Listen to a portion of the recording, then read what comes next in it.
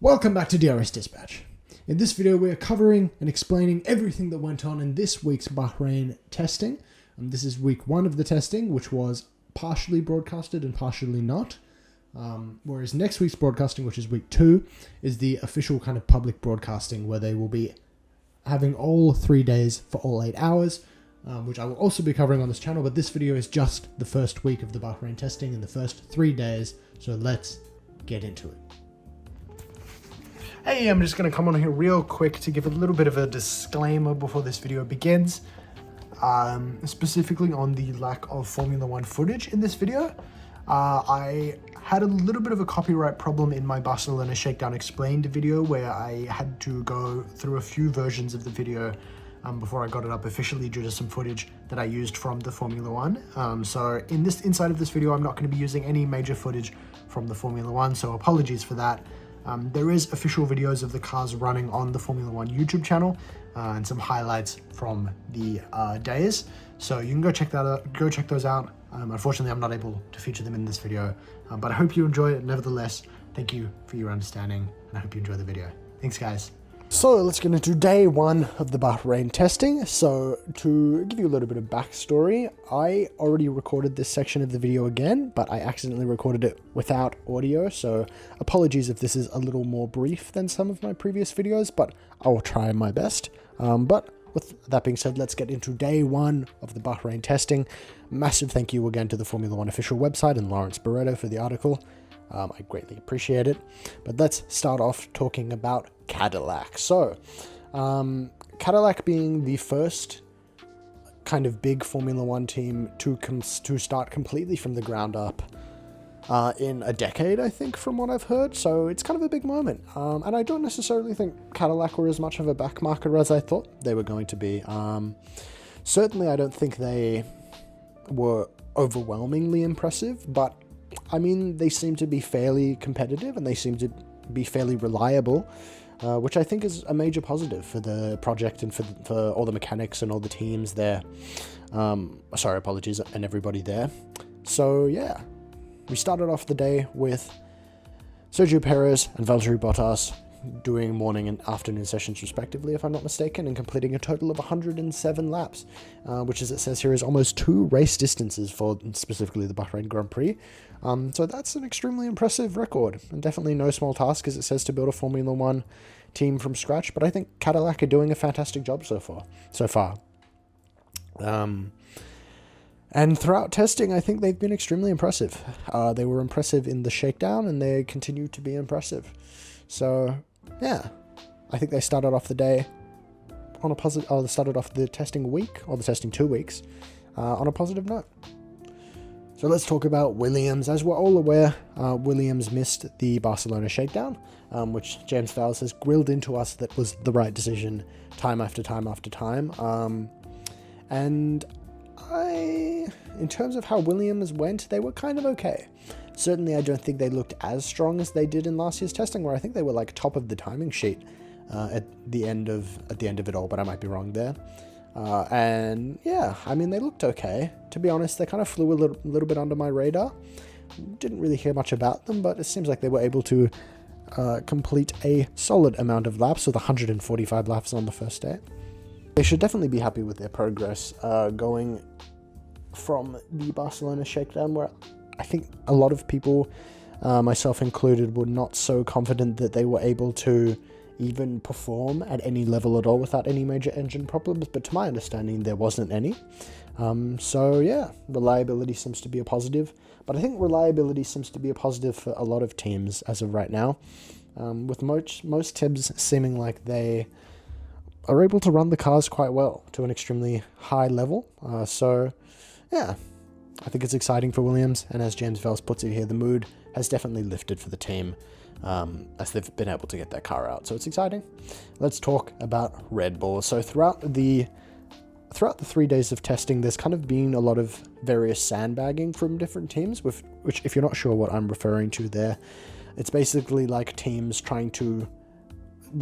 teams lowering their engine power, so it doesn't look like their cars are as good as they actually are. It's kind of just a way of pushing off a lot of pressure and kind of tricking your allies into thinking or into underestimating you. Certainly, I think Mercedes is a key culprit of this, but I think teams like Red Bull and teams like McLaren are also kind of guilty of a little bit of sandbagging, though it's very hard to tell at this early stage of testing. I think a lot of it will come down to waiting for Melbourne to see what the positive and what the actual power of the car ends up being. But I don't doubt that the Mercedes, as I think Max Verstappen put in an interview, will, absolutely blow away in Melbourne, as it's been widely reported that that car is much better than it actually is. And considering the wide kind of magnitude of problems that they had during this Bahrain testing, I think it wouldn't surprise me if they come back a lot stronger in Melbourne than they've made themselves seem. This also very much comes off the back of a little bit of a controversy where the compression ratio has proven to be rule breaking in that Mercedes engine for this specific engine rules. If you're not sure again what I'm referring to, the compression ratio, to my understanding, is just basically the rate that the pistons compress, though I might be incorrect in saying that. I'm actually going to double check right now. Yeah, so basically the compression ratio measures the volume of an engine cylinder with the piston at the bottom compared to when it is at the top.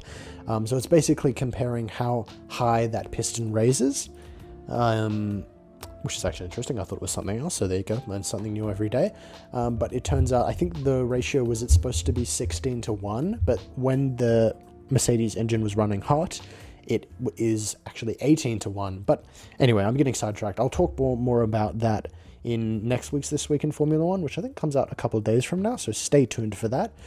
But basically, there's a bit of controversy happening, and I think there's a little bit of teams trying to shift the blame around and take a little bit of the pressure off their own heads, or make their cars seem worse than they are, so that maybe the FIA is more forgiving to them. But who knows? Mercedes, with Max Verstappen, world champion, 4-time world champion, at that, was able to complete a total of 136 laps, which is the highest tally of any driver on that specific day, I think. Any single driver, but not any single team. Because Red Bull had Max Verstappen run and then run completely on his own for one day, and then they had Isaac Hadjar run for day 2. Because there's a rule in place that you can only run one driver at a time, at any given time, for testing. So that's why that was the case. And yeah, again, it seems like that Ford power unit is very reliable. There's been a lot of positive talking about that. I think Toto Wolff mentioned that he thought it was the best power engine. And I think, if I'm not mistaken, there was comments that Ford powertrain gains the most speed on straights. Yeah, as Toto Wolff says, they're the benchmark right now, which I think is interesting. Interesting that he would say that. As they're able to deploy far more energy on straights than anybody else. But again, I think Toto Wolff is being a little bit cheeky in saying that. But it certainly seems like, similar to other teams, there's a lot of reliability there, and Red Bull were able to get off to a solid start. I also want to talk about another thing that Max discussed, though again I'll discuss this more in This Week in Formula One in a couple of days' time. But Max Verstappen made some pretty scathing comments about the new rule system for Formula One in 2026, saying that he thought it was more similar to a souped-up Formula E, and that he didn't think it was very fun to drive or very interesting at all. If there's one thing we have definitely gained from this Bahrain testing in terms of casual understanding of these cars, it very much seems like they're a lot harder to drive, and that they turn to lock up and oversteer in turns and do a lot more stuff like that in this rule set than they did in the previous ones. And it just seems like that there's kind of a conundrum around that these cars are just unable to drive extremely fast, flat out, like Max is used to them driving. Which I think is what he's getting at, and he's not the biggest fan, so it's certainly interesting that Max has been such a heavy critique. Other drivers have said that the rules are very complex and that they're very difficult to drive. I think Lewis Hamilton commented in an interview that he felt that the rules were extremely confusing and that you would need like a doctorate to understand them or something. And I don't think it's wrong, because when I was watching the 1 hour kind of live broadcasts at the end of each of the testing days, when they were explaining it, there's multiple different rules and things that the cars can do that are very similar to previous rules. on previous things, or they're similar to each other, and you're like, well, these things are basically the same, what's the differential? Like overtake mode versus boost mode is like very similar sounding kind of things when they're not really the same, but they kind of are. So it's very confusing. I have an entire video on it, which I'll link in the description below. It's an explained video on the Formula 1 2026 cars, so you can go check that out right now. But anyway, I'm getting sidetracked. Red Bull had a strong kind of, had a strong week, or had a strong day, apologies. Well, they had a strong week, but they had a strong day. Mercedes, again here, it says here that they've suffered their first visible kind of struggle of the 2026 season. Though again, I'm not sure that they were performing at the highest level that you would have thought they would be, but they suffered a lot of kind of differential issues with brake locking, poor traction, and general inconsistency with the car, which comes as a surprise considering how consistently good that car was for the Barcelona shakedown. Though certainly I think that Bahrain as a track is kind of a little bit of an outlier. So it very much comes down to that it is just a very different track, and perhaps that this car just happens to not perform as well, or perhaps they just had some major problems. Kimi took over in the afternoon and he spent a couple of hours in the garage trying to figure out some problems, but they were able to get a good amount of runs. So ultimately, I think it's a positive day for a lot of teams other than Mercedes, but there was lots of running and lots of excitement, and it was very exciting to get some official timings and some official looks at the Formula 1 cars for 2026 ahead of next week's kind of live testing broadcast. In terms of actual timings, I'll be discussing all the timings as a whole and which teams kind of sat where and relative to others at the end of each day. So let's go on to day 2 of the Bahrain testing. Starting off with Red Bull, who again impressed despite some loss of early running, with Max Verstappen yesterday, as I said, clocking in a total of 136 laps. The Red Bull was taken over this time by Isaac Hadjar for the entire day, though they struggled in the morning as they had some problems with an undisclosed issue, so who knows what it was, possibly an engine fault, who knows. But they were able to get on the afternoon with Hadjar completing a solid 87 laps, which is a little bit over a race distance. So whilst they weren't able to get some early morning running, Hadjar has said here that the team's planned program was unaffected, which is a positive for the team. Certainly it comes as a positive on top of Toto Wolff's thoughts on the Red Bull car itself.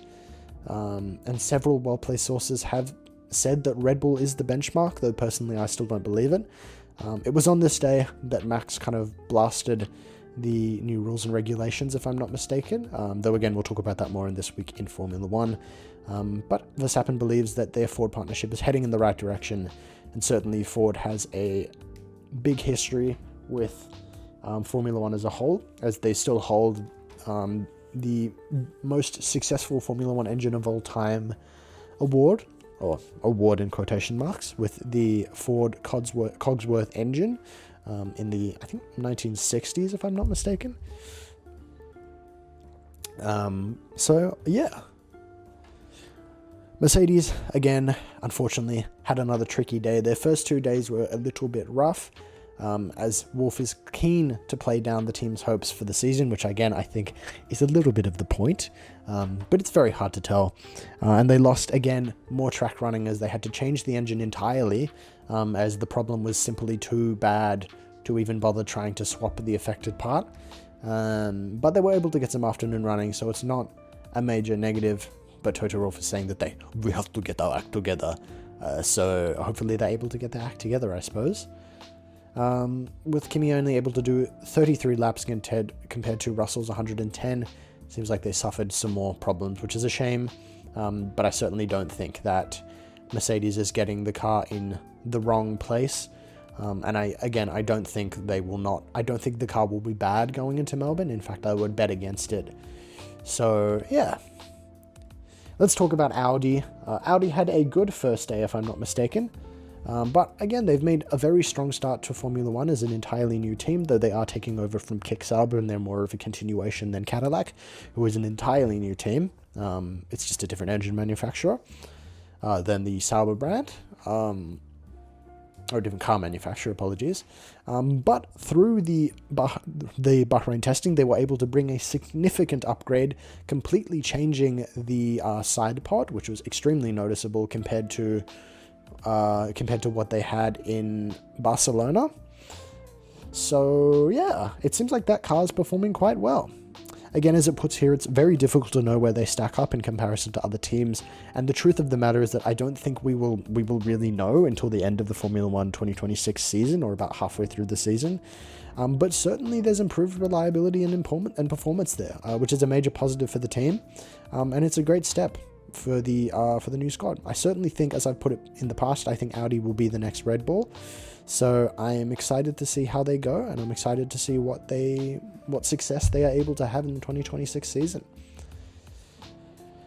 Let's talk about Aston Martin. So Aston Martin had somewhat of a troubled Barcelona shakedown and a troubled test, as they were not even able to paint the car when they pulled it out for the Barcelona shakedown. And they are a total, I think they said they're 4.5 seconds behind the pace, easily being the worst car on the grid for this specific testing. As they just need more performance, more grip, and a better balance, as Adrian Newey puts it. I think it's a big shame for Aston Martin, as there's a lot of hope behind that Adrian Newey partnership, and certainly I don't think it's the end of the world and that it's completely over for the team, but I think there was a lot of excitement behind that project, and it's kind of been snuffed out now. As Lance Stroll puts it, that they just need to find more performance. It certainly seems that that car is very far behind where all the other cars are, and they struggled a lot with the new Honda power unit, having some problems there. But I think Aston Martin, to my knowledge, they have an entirely new gearbox and an entirely new suspension and an entirely new engine and an entirely new team principal / car. So I think there's a lot of kind of just news for that team right now. And Newey already said a couple of weeks ago now, or maybe a week ago or so, that they were already far behind where every other team was. So I think it's just a lot of kind of struggling for that team right now.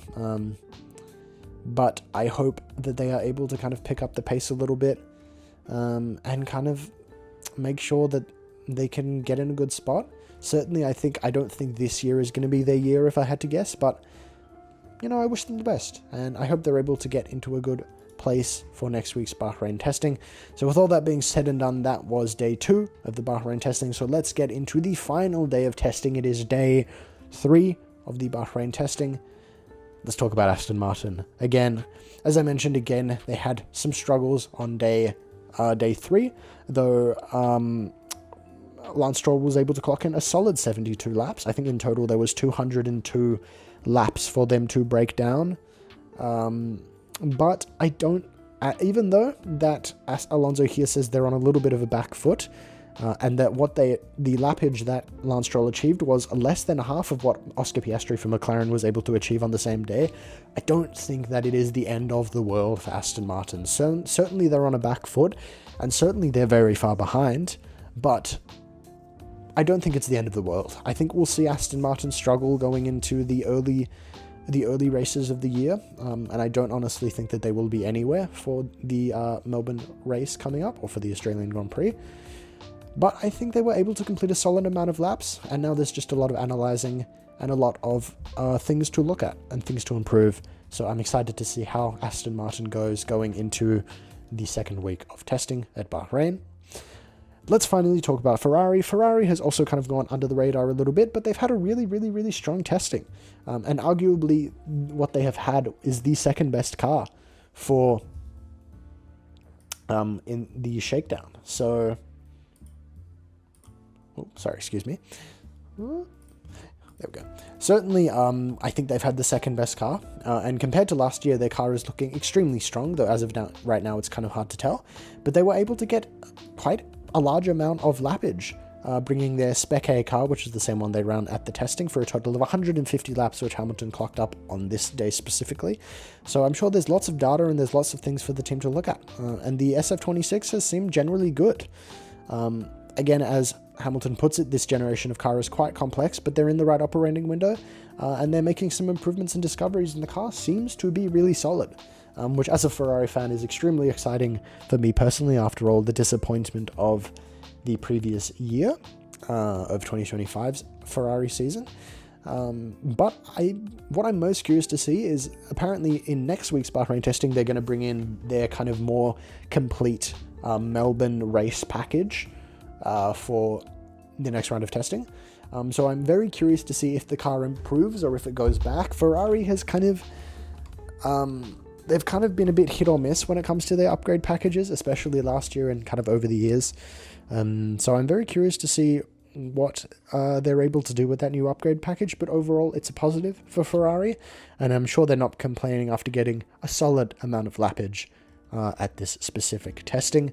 Mercedes finally had a good day for day 3 though. After struggling on the first 2 days, they were able to get a much more productive Friday, doing a solid amount of runs for both George and Kimi. And yeah, overall it wasn't all smooth sailing, but I think that Mercedes can look at their day 3 having ended on a positive, and they're definitely now put themselves in a happy window after all the struggling they've done. Though again, I think a little bit of it was performative if I had to guess. But again, similar to all other teams, there's work to do, but I think it was a positive first testing for Mercedes. And finally, let's talk about Red Bull again. Red Bull, as I mentioned previously, have somewhat been a little bit of they've been kind of the front runner, and they haven't had any major problems. So similar to Ferrari and similar to other kind of mid-market teams, they've had an extremely reliable, extremely impressive kind of 3 days.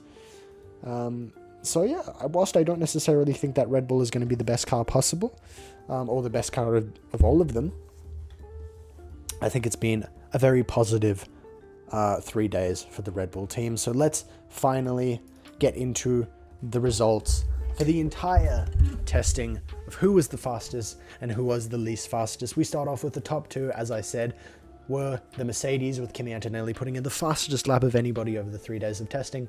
As I've said, I don't think that Mercedes is as bad as Mercedes wants you to think, but certainly I don't think it was a positive test for the Mercedes team, as they just struggled throughout the year.